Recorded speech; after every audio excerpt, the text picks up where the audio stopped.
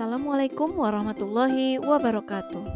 Perkenalkan, saya Syahbaniar, calon guru penggerak Angkatan 8 berasal dari SMA Negeri 2 Siak, Kabupaten Siak. Video ini merupakan koneksi antar materi modul 2.1, yakni pembelajaran berdiferensiasi.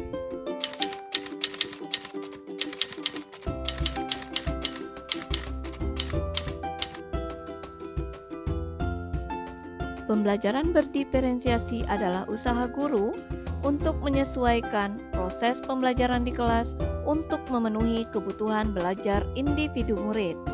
Artinya, pembelajaran berdiferensiasi adalah suatu pendekatan pembelajaran yang dirancang untuk memenuhi keberagaman kebutuhan belajar dari setiap murid di dalam kelas kita, yang bertujuan untuk memberikan pengalaman belajar yang relevan, menantang, dan bermakna sesuai dengan tingkat pemahaman serta daya belajar setiap murid di kelas.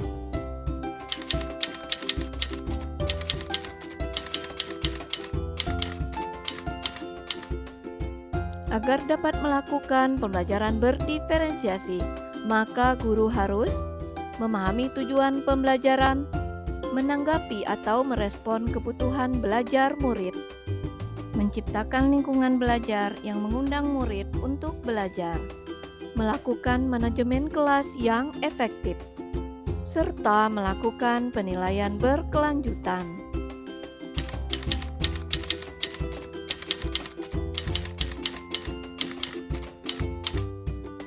Agar dapat memenuhi kebutuhan belajar murid, maka guru harus memahami 3 aspek berikut ini.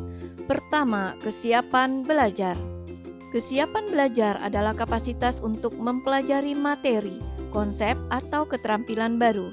Tujuan pemetaan kebutuhan belajar murid berdasarkan tingkat kesiapan belajar adalah untuk memodifikasi tingkat kesulitan pada bahan pembelajaran, sehingga dipastikan murid terpenuhi kebutuhan belajarnya. Guru juga dapat menentukan tingkat kesiapan belajar murid melalui beberapa contoh perspektif, antara lain, adakah murid belajar dari hal yang bersifat mendasar hingga bersifat transformatif, dari hal yang konkret hingga abstrak, dari hal yang sederhana hingga kompleks, dari terstruktur hingga terbuka, yang tergantung hingga ke mandiri, yang lambat hingga murid yang cepat. Jadi, untuk memenuhi kesiapan belajar murid, maka guru harus mengetahui pengetahuan awal melalui asesmen awal untuk mengetahui apa yang telah murid ketahui dan di mana murid berada. Yang kedua, minat belajar murid. Minat murid merupakan suatu keadaan mental yang menghasilkan respon terarah kepada suatu situasi atau objek tertentu yang menyenangkan dan memberikan kepuasan diri. Minat murid adalah sebuah kecenderungan individu untuk terlibat dalam jangka waktu lama dengan objek atau topik tertentu.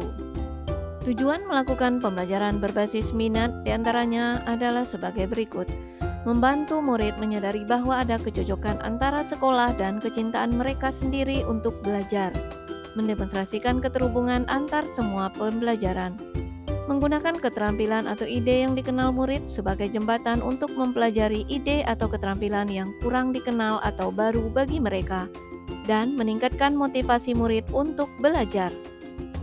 Untuk itu, guru harus memahami minat muridnya, karena minat setiap anak itu berbeda-beda dan minat adalah salah satu motivator bagi murid untuk terlibat aktif dalam proses pembelajaran. Yang ketiga adalah profil belajar murid. Profil belajar mengacu pada cara-cara bagaimana sebagai individu paling baik belajar. Tujuan pemetaan ini adalah untuk memberikan kesempatan kepada murid untuk belajar secara alami dan efisien. Profil belajar murid berkaitan dengan lingkungan belajar, pengaruh budaya, gaya belajar, dan kecerdasan majemuk.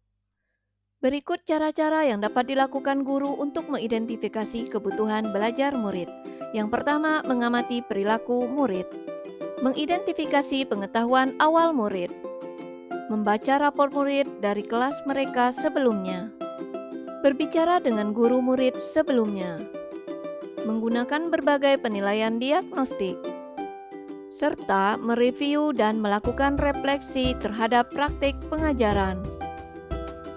Selanjutnya, untuk memenuhi kebutuhan belajar murid dan membantu murid mencapai hasil belajar yang optimal, maka guru juga harus menerapkan strategi diferensiasi dalam pembelajaran. Di antaranya, yang pertama, diferensiasi konten. Guru dapat memvariasikan konten pembelajaran dengan menyajikan informasi dalam berbagai bentuk, seperti buku teks, artikel, video, gambar, atau infografis sesuai dengan kebutuhan belajar murid. Konten yang disajikan harus sesuai dengan tujuan pembelajaran yang hendak dicapai.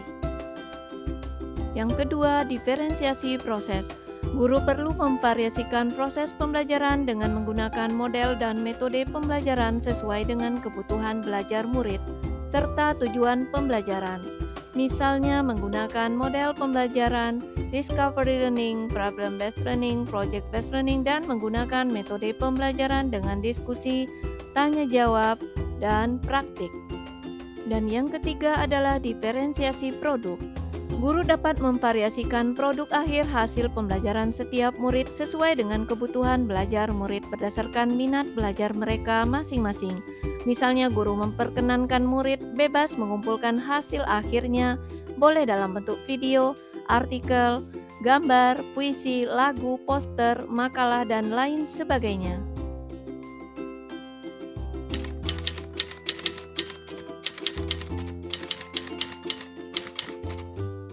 Keterkaitan antar materi antara modul 1.1 dan modul 2.1, yaitu untuk dapat melakukan pembelajaran diferensiasi, maka sebagai seorang guru harus berusaha mengakomodir keberagaman murid melalui pemetaan kebutuhan belajar murid yang sesuai dengan kodrat alam dan kodrat zaman murid. Hal ini selaras dengan filosofi pemikiran Ki Hajar Dewantara. Keterkaitan antar materi modul 1.2 dan modul 2.1, yaitu dalam menerapkan pembelajaran berdiferensiasi, seorang guru penggerak harus berpihak pada murid, mandiri, inovatif, reflektif, dan kolaboratif agar dapat memenuhi kebutuhan belajar muridnya. Selain itu, dalam melaksanakan pembelajaran berdiferensiasi di kelas, seorang guru harus mampu mewujudkan kepemimpinan murid. Hal ini sesuai dengan nilai-nilai dan peran guru penggerak. Dan keterkaitan antar materi modul 1.3 dan modul 2.1, yaitu pembelajaran berdiferensiasi di sekolah merupakan salah satu strategi dalam mewujudkan visi guru penggerak yang berpihak pada murid melalui pemenuhan kebutuhan belajar murid dengan strategi pembelajaran berdiferensiasi dan melakukan proses perubahan ke arah yang lebih baik. Kemudian keterkaitan antar materi modul 1.4 dan 2.1 adalah dalam menerapkan pembelajaran berdiferensiasi, guru membimbing murid membentuk keyakinan kelas untuk menanamkan nilai-nilai kebajikan universal pada setiap diri murid sehingga akan tercipta budaya yang positif di sekolah. Pembentukan keyakinan kelas ini juga mengakomodir kebutuhan belajar murid dengan memperhatikan kebutuhan dasar manusia dan dunia berkualitas. Hal ini sesuai dengan budaya positif.